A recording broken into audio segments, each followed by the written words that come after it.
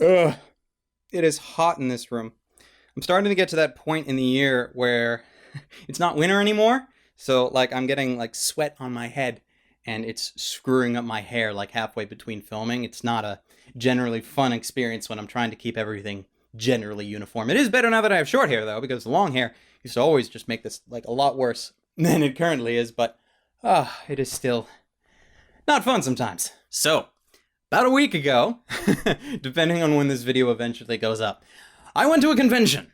Anime North. It was my 12th year going. I enjoy going every year. And as I sometimes usually do, I can't remember how many years I have and have not done a video on it. I just wanted to kind of reshare my experiences. Unlike some of the other convention videos I did, like MagFest, for example, I didn't actually take any footage, though I do have some footage because I was on a panel. It was Anime North's YouTube anime panel, and I will be, showing you clips right here. That's what you should be looking at right now, and these are lovingly provided by the media team over at Anime North. Full credits will be in the subtitles because I do not remember them offhand. I've actually been standing in front of this camera for a little bit of time, but I'll get to that shortly. So, Anime North. A lot of things happened this year. A lot of it was normal from the last couple of years that I went. There was still the wonderful bus ride to downtown Toronto and the subway up, and then the hour-long bus over from Lawrence West, which has never been really fun. And this time I didn't have a seat either, so I was standing with a giant suitcase in an already packed freaking bus with other people with suitcases, and everybody was going to the con, and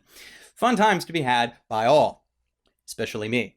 But this year was kind of different because we were in a hotel we weren't used to. We've been to several hotels for Anime North in the past. Most of them was done at what used to be called Park Plaza, which is now the Crown Plaza, for those of you who have went. But the last 2 years previous to this year, we moved to the Sheraton because Anime North moved, I think, Dal North over into the Crown, and because of that, 2 years ago, we found that that hotel booked up a lot sooner than we were normally used to. But it was fine, because when we went to the Sheraton, we actually really enjoyed it, so we decided, yeah, no, we'll start using that place as our main con hotel. Unfortunately, this year, we couldn't get in, for reasons I wasn't very pleased with. So normally, it's just because of how it's like all done up in my head. When we book things for Anime North, we do it in January. Like last year, we did it like middle to late January because that's when the weekend tickets actually go on sale. So we just do it like all at once. So we bought our weekend tickets. I booked a hotel at the Sheraton. There was no problem. Everything was great. And that was like middle to end of January last year. This year, January 1st, New Year's Day, go get our weekend tickets because they just opened up. Found out that the Sheraton was booked. Full stop. Whole place. Same with the Crown, the main con hotel, the International Plaza, but the Sheraton was booked up, so we actually had to book in the Marriott Hotel, which was a little further down the road. According to Google Maps, it was an extra 7-minute walk. Based on how we normally walk, it was an extra 5, which normally doesn't sound that bad, but the total walk time from the hotel to the con was about 15 minutes. And that weekend was hot. No, like seriously, it was really, really hot. It came to the point where I was wearing my jacket and basically nothing else. I had, stupidly at the time, I didn't pack anything that wasn't like black. So I had a black t-shirt that on that Saturday, which I think was my Ruby t-shirt, the one I got from Loot Crate. So I had a black t-shirt, I had black dress pants, and I had my jacket. I was boiling. I need to get into the AC. I need to be nice, warm, cool. And then, I got into AC, which is weird because normally the indoors, traditionally, has always been the hot place. Like you go into the dealer's room and there's tons of people in there and it's a really big and crowded place. So normally that is where I overheat and have to take the jacket off, drink lots of water and that thing. And then I always like getting outside because there's usually like a nice cool breeze and everything. No. Completely opposite this year. I hated outside. Outside was the devil, the enemy, the sun. My nemesis. Don't praise the sun. Screw praising the sun. I don't care. I don't even play Dark Souls. But that was the setup to the con. We didn't get into the hotel that we wanted. The hotel room was nice. We had to do some fidgeting with the TV to actually make it work because they locked out the input button.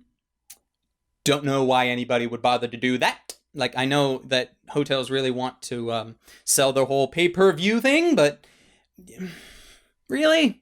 You block the input button? It was really weird too because like on the side, because the TV was on a dresser, right? And on the side of the dresser, they had a separate panel for all the inputs. There was HDMI, there was AV, there was lots of stuff just there. Like there was the stuff on the back of the TV too, but it was there in the dresser. So I'm like, why would you have that and then block the input button? I don't know. Anyway, it worked. We fixed that and it worked. But the wok was just absolutely killer and it ruined my hair. Also, I'm not used to the hair yet, so see, when I had my long hair, I used to know how the hair just kind of worked, right? So I'd put my hair up, and just based on like feeling it, like not touching it, feeling it, but just like feeling it, I knew how it looked. I wasn't like too used to that yet, so I don't know if you can see that in some of the footage from the panel, which I'm about to get to, but my hair was an absolute mess, and I didn't know it until I watched this footage, and I was like, oh god, what did I do? So I need to like bring a mirror or start using my phone in selfie mode or something to have a look at how really dumb I look before going out in public. That's something I need to do. But the panel was really, really great. I was kind of worried about it before going in because the YouTube anime panel has happened in previous years. Several of the other panelists on there, so I think Daryl, Sachi, and Dom have all done that panel at Anime North before. And last year when I went, some of you may remember because I think I talked about it in my vlog about it last year, I didn't get into it. I was like halfway through the line and then we got all sent away because they filled the room. Same thing happened this year, except I was on the panel. So I didn't have to worry about the lineup. I just got to skip it because I had this purple sheet that says, haha, I'm a panelist. I can just walk right in and then just go and sit at the table. And that was quite fun. But the panel was good. The panel was way too short. Like really, like we filled the room. We had a bunch of people that got sent away. And even then, it was just a Q&A panel. We didn't do a presentation or anything. And even then, there were people that didn't get to ask their questions. So I really wish that hopefully in future years, whoever runs the panels will be able to look at it and be like, maybe I'll give them a little bit more time. A 2-hour panel would be great in a bigger room than what we got. That'd be nice. I doubt we'll ever get it. But, you know, just hoping for the future. But I enjoyed that a lot. And it's the first time I've done like a big panel in a while, which is weird. It's not like the first time I've done a panel in a while, because I did 2 panels previously with my good friend Ken. We did a panel at EGLX, and last year we did a panel at Too Many Games down in Philadelphia. But those weren't for anime cons, so as you might imagine, the turnout was quite a bit different. So we had like anime fans who just happened to go to gaming conventions show up for our panel, and that was fine. But here we're doing an anime YouTube at a rather large con. Anime North last year was the second largest North American convention, next to AX, which, if you don't know, is huge down in LA.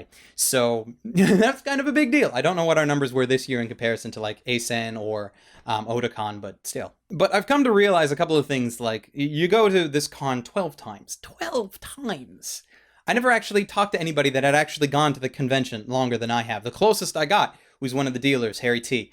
One of the guys manning the Harry T booth. I see him there every year. He's a great guy. Anyway, he said that Harry T's been there for 12 years, and I didn't know that because Harry T had always been there for as long as I can remember. So I didn't know they were also there at 12 years, and that was the closest that ever was. And it's one of those things that, well, what do I go to the con for? Like, you talk to a lot of people of why they go to conventions. Some people go to cosplay, other people go for like the social interactions, other people for panels. I don't cosplay anymore. I did cosplay one year. I think it was either the second or third year, back in high school, when I had long hair, similar to how I did like a couple of weeks ago. That was in high school. I did an Edward Elric cosplay, sans the gloves, because I didn't have the gloves.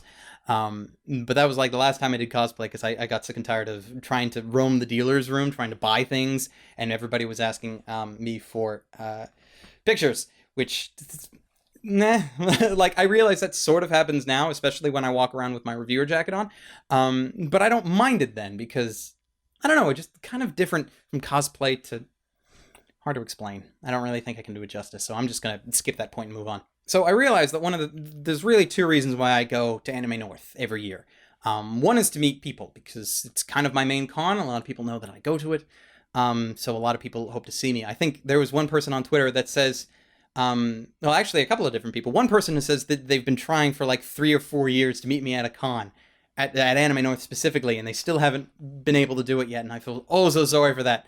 Next year we'll have to like specifically meet up something, so that's fine. Other people say that them and their group of friends make it a game to see who can find me first, which is kind of flattering, I guess, but it's always cool. So I go to meet people, and I also go to buy anime, which of course is my next bit. I'm doing a haul video, sort of. So Friday, the first day of the con when we got there was Nomi no Ichi, which I hope I pronounced it right, because if not, I know somebody that'll kill me for not pronouncing it right, because I got corrected constantly over the course of the weekend. And last year I really liked going to it, because it's kind of like this flea market where you don't have like official stores going in, you just have random people going in and selling stuff. Usually they're old stuff. Everything is supposed to be considered used as is, and that sort of thing, and that's great. And usually you can find some really good deals there. So like last year I got like the first season of Orimo, which in the dealer's room was going for like anywhere between 80 to like over $100 Canadian. I found it for $30. That was amazing. So I had my expectations up really high for the flea market this year. And in some cases, I sort of walked away disappointed to a point. Let me show you. So the first thing that I picked up, which is probably the thing that I liked the most, which was, of course, Comic Party, which if my release schedule is what it is in my head, you will have already seen the review on this, because I picked this up and we rewatched the whole thing in the hotel room.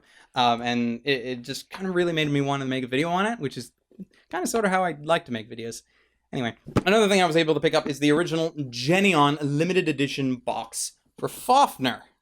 This thing was, I don't know if there's a price still on it. No, there's a tag here. $30 is what I picked it up for, which, see, at the time when I picked this box up, I thought that the show was out of print, not realizing that Funimation has actually picked it back up, and actually there was a DVD Blu-ray combo pack in in the official dealer's room for about like $15 more that a part of me wishes I picked up instead. But at the same time, I got the out of print Genion release, and this is the kind of thing I like to have because it just looks nice on my shelf, even though I don't show my shelf to anybody, not even you guys, because there's things missing. There's always things missing. People have been asking me for years, can you please do a video on your shelf? But there's things missing from it, and if I'm going to do it, I want it to do it with everything there, and I just haven't had everything there at once yet. And the last main thing that I was able to pick up in the flea market was 2 seasons of Italia Axis Powers, which I've been holding off getting for quite a long time now, but I was able to pick up, I think, both of these for like $15, so I think that was pretty good considering the length of how Italia goes and just kind of the show that Italia is. But overall, I was fairly disappointed by it, but that's just because I had my expectations far too high. Does that ring a bell? If you watch my Comic Party video and I'd had this whole spiel about setting high expectations for yourself and so forth, yeah. But then in the dealer's room proper, a couple of things I picked up. Finally went ahead and got Paprika, which I haven't owned. I own quite a few Satoshi Kon works, but I never picked up Paprika for whatever reason. So I saw it there, it was pretty cheap, so I figured, yeah, might as well do that. This one I kind of got because I got to the point like nearing the end of the convention where I wasn't buying much, which kind of got me depressed and disappointed. So I was like, let me find anything that's somewhat cheap and I'll pick it up. So I picked up Love Lab. I can just imagine the reaction of some people I talk to on a regular basis that would just be like, you actually spent money on Love Lab? Love Lab. Ugh, and my hair's a mess because of the heat again. This is the shit that it goes through.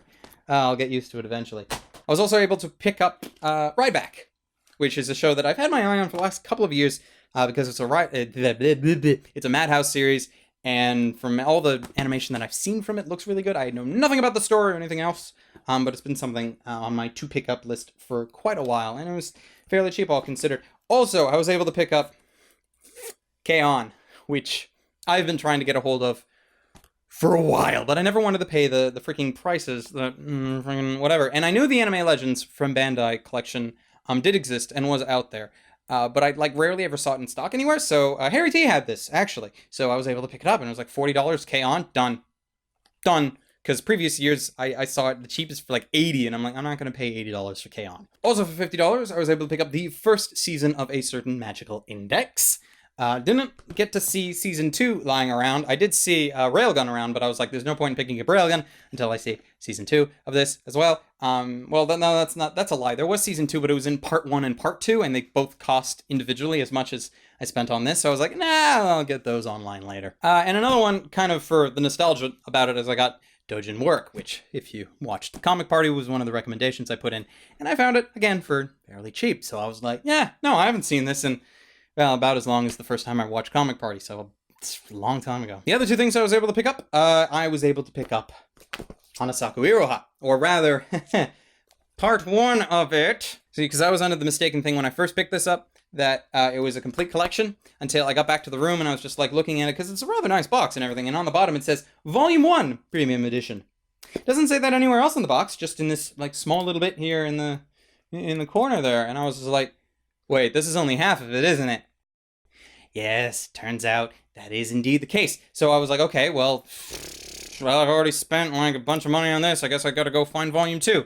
Never did. Nobody in the dealer's room had it. Kind of depressing. So now I'm going to be on the lookout for volume 2 of this thing, so I can actually own the whole thing. And lastly, because I had really no excuse not to own this thing, JoJo's Bizarre Adventure. Oh, JoJo's. Which only came out... When did this come out? 2015. So this was sometime in the last year that this DVD set came out. So I figured, yeah, might as well pick that up. And then I don't have an excuse not to review it anymore, except for the fact that I'm a lazy piece of shit. Which, you know, happens. Though I think I've been doing somewhat fairly well with my release schedule as of late. You might have noticed I've actually been putting out quite a few videos in comparison to what I've normally been doing. Not really sure where I found the motivation to do that. In comparison to previous. It's probably just because a bunch of things happened earlier in the year. Specifically, I got my first ever strike on my channel in a very, very long time. And that kind of hampered my motivation a lot because, like, getting a strike is kind of a big deal. Especially when I had been so used to, for the last number of years, to never just get strikes. I thought I had, like, kind of figured out my way to avoid them. No, I get content ID claims all the time, but a strike, that's dangerous, because I no longer have a buffer. If I get one more strike, I'm almost in the red zone, because you get 3 strikes, you have, like, a couple of days, and then your count's just gone. More than 3 strikes, you're just instantly taken down, gone, which is never fun. But, like, 1 strike... I only have 1 more spare strike, and the strikes take 6 months to fall off, which it hasn't yet. I still have a month on that strike until it's finally disappeared. But I got that strike because of an FR, and at the time, I was like, I just like got myself motivated again, because that was the second FR I put out for last season, and I already wrote, I had an FR for Erased, I had an FR for Rakugo, all of that was written, one of them was even filmed, I was ready to go, and then I got the strike, which instantly started bringing up things in my mind of, okay, well, what's the point in working on this? Because if I get 1 more strike, I'm done. Well, I'm not really done. It's technically 2 more strikes until you're done. If you get 2 strikes, you're in a very dangerous position, because that 3rd strike could come from anywhere. It could come from something I just upload. It could come from something that's been uploaded on my channel for years. Someone could look at my freaking, I don't know, Attack on Titan or Sword Art Online videos that have been up for a bunch of years and suddenly decide, no, we're going to strike you because of that. That could come out from anywhere. That's the nature of strikes on YouTube. So getting that strike kind of really put a damper on my motivation, and I am really sorry that did kind of affect not only like how much content I was able to produce over the course of the spring, but also just kind of my attitude towards content and probably how the content actually turned out. Because I think some of my videos actually worked out really well, because Erased was very good. I enjoyed doing that. I enjoyed doing Kotosuba. I did Rakugo, which I didn't think I was going to do originally after my FR, but I did it anyway because, you know, I felt like it. I went through and marathoned all of Turn A. I did Noragami, which was actually really fun. And I did all these things, but like at the time, it kind of felt like a daze. Because I always had this feeling, like I redid the visuals with the help of some of my friends like Ken and Suin. I redid the visuals for all of this, and I tried to not focus on the fact that I could lose my channel at any point in time, because that's kind of like what happens in YouTube. You could lose your channel. Even if you have no strikes right now, you could wake up tomorrow, regardless of how big you are on YouTube, and suddenly have 3 strikes. You may be lucky, and like in the cases of like Team 4-Star, for example, who get the maximum amount of strikes constantly, and then luckily are able to get them taken down, removed, and not permanently lose their channel forever.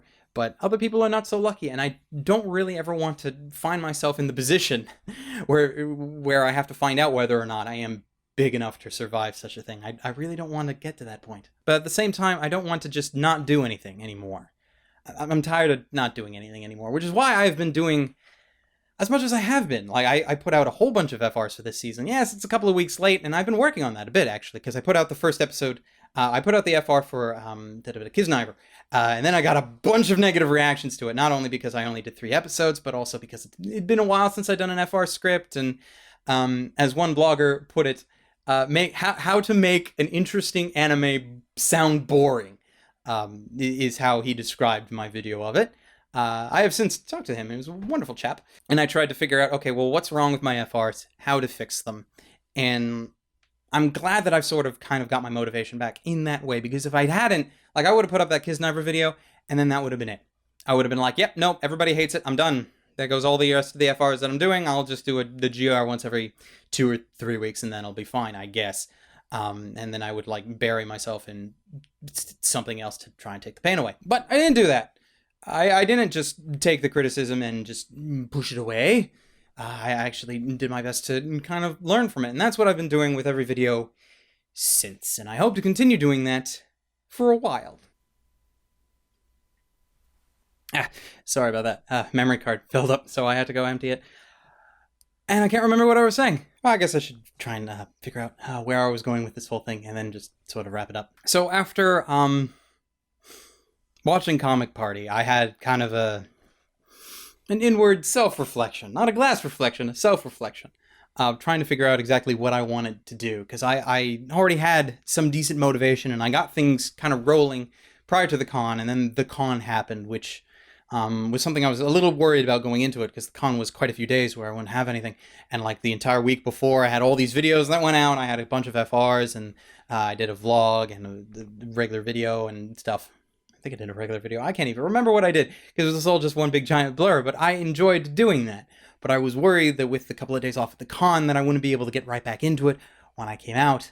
And that turned out to not be the case. I finished off... Oh, that's why. Because the top list that went out earlier this week, no, last week, whenever, the top list that came out, that was all like 95% done prior to the con, but there were a couple of last things that weren't really right. For example, I didn't have my glasses on when I did the recording, and the lighting setup wasn't set up for the glasses, but I really wanted to have the glasses in, so the majority of all the editing was done, but I needed to redo the live action bits, which I did, because after the con, Ken came here and he helped me rearrange the lights, so now everything, well, there's still some glare, like if I really want glare on my glasses, it'll be there, but for the most part, it's not there, which is nice and great, so I had to redo that. And retakes have actually become a bit of an interesting thing, because like a couple of days ago, I did the filming for the Flying Witch FR and Comic Party, and it wasn't until after I'd finished filming that I turned that two things I noticed. One, my hair was an absolute mess. If you go back and watch the FR specifically, because it still used the footage that I filmed that day, because I didn't really want to redo that one, my hair was kind of a mess, and I apologize for that. Also, I completely forgot to wear my glasses, because I don't really need them for like this distance. I don't use them in my apartment at all. I just have my glasses for when I go out. But I rather like enjoying the look of it, because having glasses, I just enjoy wearing them. But I just forgot to have them on for whatever reason. I was like so focused and one-track minded on everything else, getting everything set up. I just didn't have them on. So I recorded the entirety of the Comic Party review like that. And when I was sitting there doing my first pass editing, just going through all my live action footage, I was sitting there going, my hair is a mess. I don't have the glasses on. I have to redo this. Which is weird, because I normally don't do that. Because to redo to redo any of my live action footage, it's a lot of setup. It'll take me like a while to get everything here set up, get the camera set up. And at that point, like, I had already finished most of my first pass editing, which is a couple of hours of editing. All of that I have to redo, because I literally, right before filming this, which is the reason why both my card was basically full and why my hair is, well, really not that great right now because I'm sweating, is because I've been under these lights for a while now, because I redid all of Comic Party, which is why I am now wearing glasses in the Comic Party video that hopefully you saw a little bit earlier, which is not something I normally did before. I didn't bother doing retakes, but I was like, no, if I'm going to do this, especially for something like Comic Party, I'm going to do it right. And it's weird to say, because I don't know what the view counts, or like, not that I care too much about view counts, but I know that not a lot of people are going to bother watching the Comic Party video because it's Comic Party. It's a show from 2001. A lot of people, it's really old, and in a lot of people's minds, what Comic Party offers has been done since and better. So what's the point in going and talking about it, let alone watching some guy review it? But it's just kind of this personal thing for me, so I did this, but I'm putting all this extra work into it for a video that probably won't get viewed as much as like anything else that I'm going to put out, probably for the rest of the year, potentially, depending on what else I review, because I still don't even know what I'm reviewing yet. But Comic Party was very self-reflective for me, because I was able to look at the stuff that Kazuki did in Comic Party and look at his failures and be like, yeah, no, I have to be able to brush myself off. I have to be able to take these days off for the con and come home and be like, yeah, no, I want to do this. And so I did. I did Up in the Flying Witch. I did Up Comic Party, which was probably one of my quickest turnarounds for a video in a while, and I hope it turns out well, because I haven't actually seen the ending yet. You guys who are watching me say these words have probably already seen it. At least, I hope you have. But you know more than me right now, so that's pretty cool. And I'm going to be continuing to do that all throughout this summer. I think I'm going to title this video, like, The Road to a Million.